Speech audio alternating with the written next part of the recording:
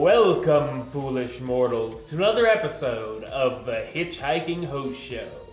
I am your host, your ghost host, West Truth, and I am back this week with another Trending Topics episode. Happy New Year, everybody! Let's see what's going on down in this new year at the Disney park, shall we? Ladies and gentlemen, let's do it!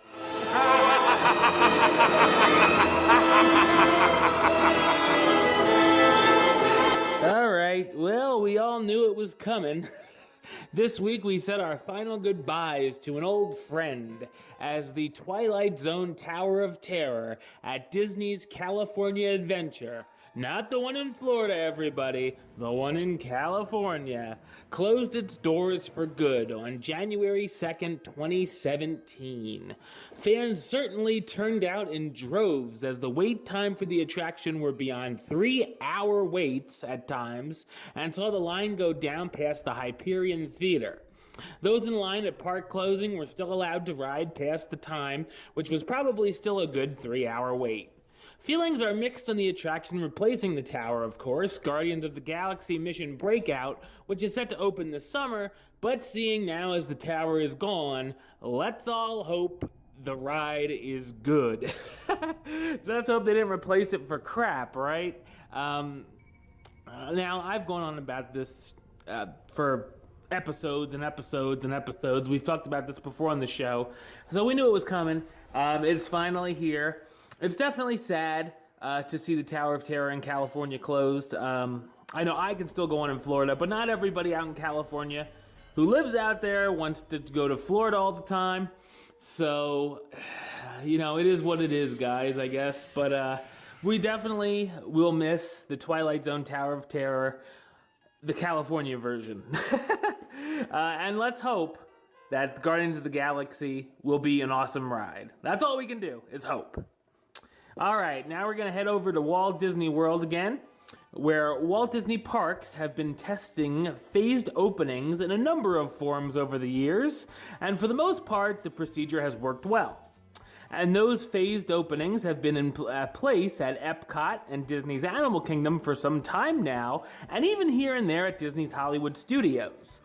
Disney has never really employed this tactic at the Magic Kingdom, where they hold guests at the front gate of the park right up until the opening. It looks like Disney is finally ready to switch up the opening procedure. Beginning January 9th, 2017, guests will now be allowed to enter the Main Street USA area of the park earlier than the park's scheduled opening time for shopping, of course, at the Emporium and breakfast at the Main Street Bakery. So much like Disneyland, for those who have been to both, you can go in about a half hour early and, gather around the castle and whatnot.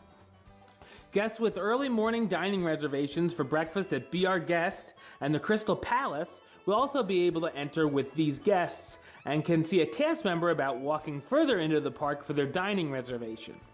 It's unknown how soon Disney will begin opening the gates to the park for guests, but based on the procedure at Epcot, we'd imagine this park will be letting guests in about 30 minutes before opening. Yeah, just like I thought. I had said about Disneyland. That seems to be the consensus about when they'd be letting in.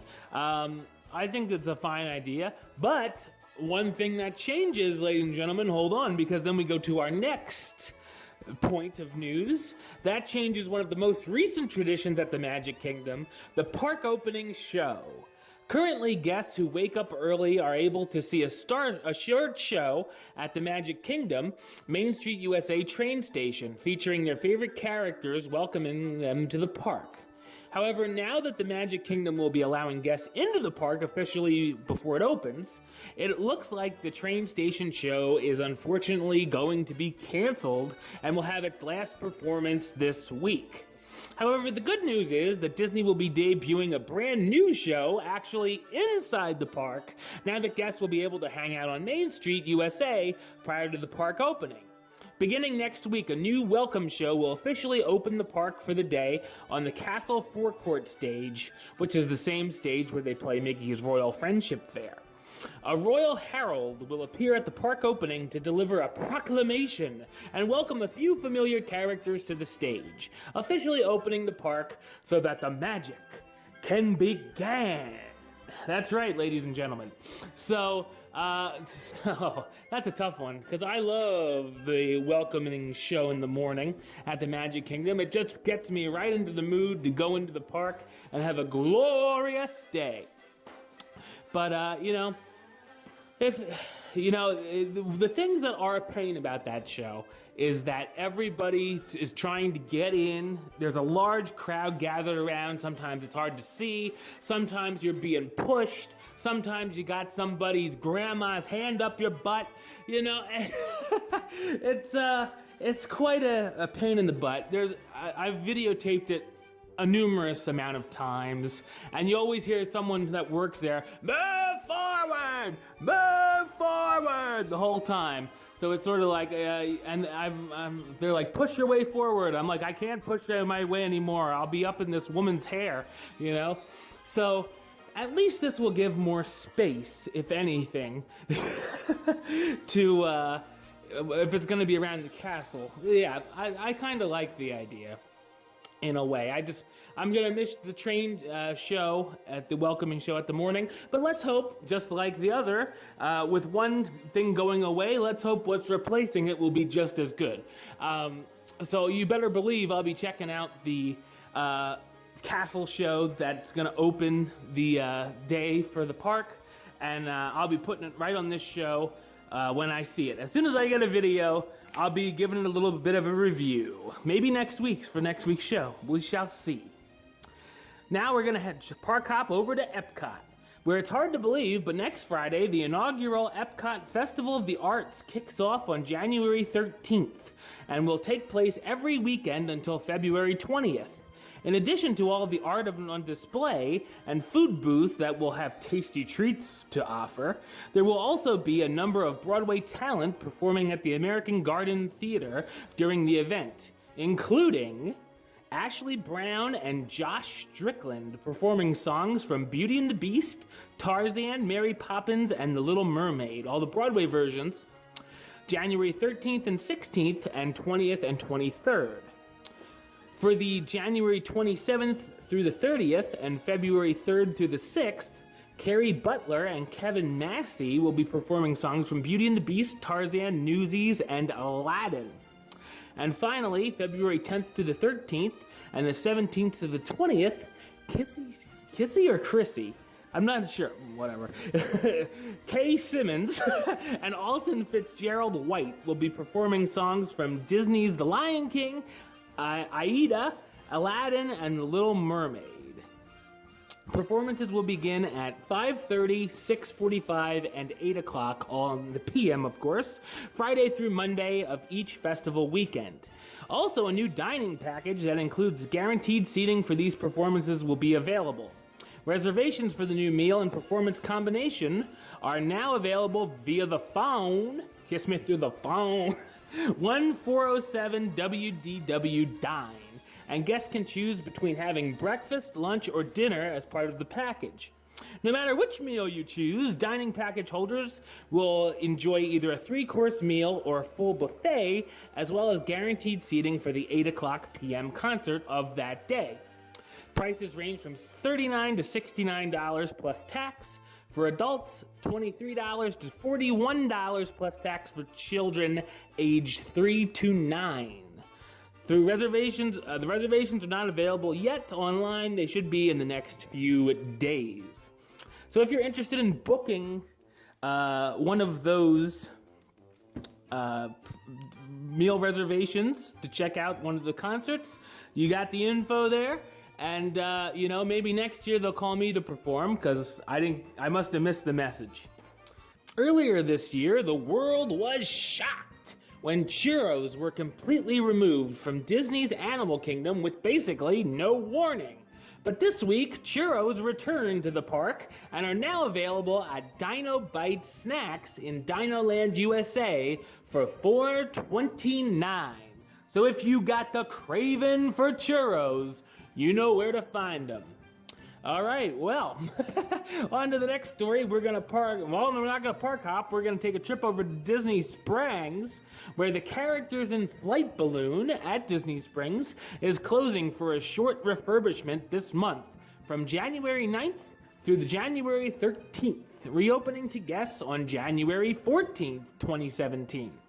When the attraction reopens, the giant balloon will have a brand new look, more in tune with the Disney Springs style. I think that makes sense. I've seen that giant balloon for many, many years when I'm in downtown Disney, back in the day, Disney Springs. So I think that'll be good. I think it's good for a change of pace, to get it a little bit refurbished to make it more in tune with the Disney Springs stuff. All right, and finally, we're gonna really park hop over far, and we're gonna hit Universal. We're gonna sell out. And last week, a rumor hit that the web that Universal was working on a projection-style nighttime spectacular similar to Walt Disney World's Once Upon a Time castle projection show that will be performed nightly at the Wizarding World of Harry Potter Hogsmeade version. According to their sources, the new show will look a lot like the one performed during the opening ceremony of the Wizarding World of Harry Potter in Hollywood, but of course on a grander scale, befitting a nighttime spectacular. Perhaps even there will be a live show component similar to the Death Eater's Attack show that was performed earlier at Universal Studios Japan in the year. To this new show as well. I forgot there was a part of that sentence. While nothing has been confirmed yet, Universal's annual celebration of Harry Potter event is coming up in just a few weeks, and it seems very likely that Universal will use the big event to make any announcements concerning the project. So there could be a projection show on the Hogwarts castle. I think that sounds pretty cool. I'd be interested in seeing it if I was at Universal and, happened to be there at night. Islands of Adventure sometimes closes early, even in the summer, so this will give it a reason to stay open a little later.